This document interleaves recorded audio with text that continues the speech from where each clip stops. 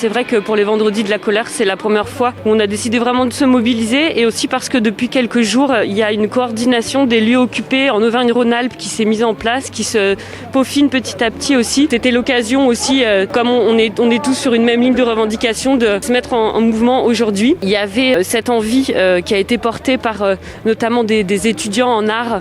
qui manquent de perspective, qui sont en grande souffrance psychologique de ne pas savoir si le métier qu'ils souhaitaient faire, ils vont pouvoir l'exercer demain, qui sont à l'initiative de ce flash mob qui a été proposé. Et donc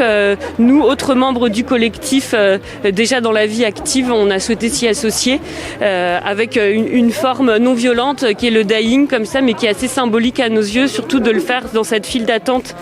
pour entrer à Pôle emploi, alors que nombre d'entre nous n'y auront plus accès probablement dans quelques mois à cause de la réforme de l'assurance chômage. Le texte du décret qui est paru le 30 mars, il est déjà dans les tuyaux depuis 2019.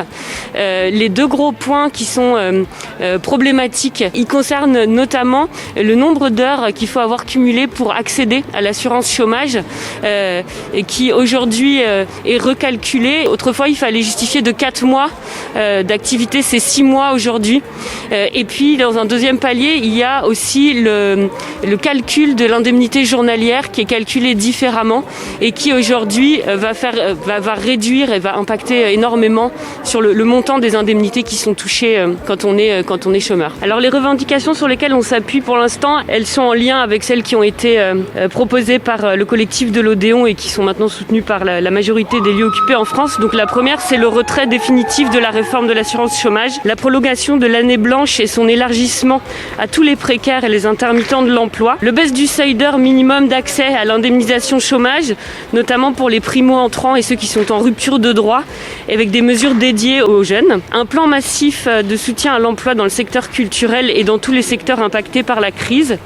un refinancement des caisses sociales pour le maintien des droits sociaux à la formation, à la retraite et la médecine du travail, l'accès de toutes et tous au congé maternité, paternité et maladie, et la création d'allocations d'études pour lutter contre la précarité financière des jeunes et ses conséquences psychologiques. C'est notre envie de s'inscrire dans le temps et c'est notre envie aussi de travailler en coordination avec les autres lieux occupés pour que symboliquement ces actions elles puissent être médiatisées aussi